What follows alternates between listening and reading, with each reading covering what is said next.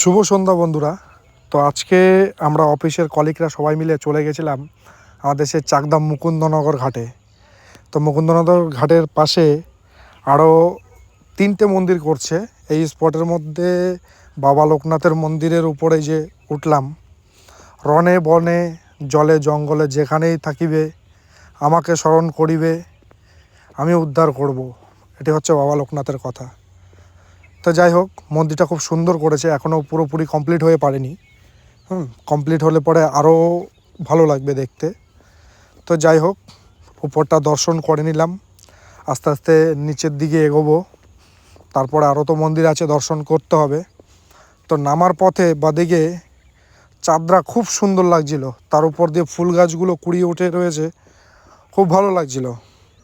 তো এরপর চলে যাব আমরা ভোলানাথের মন্দির। এই যে সামনেই দেখুন।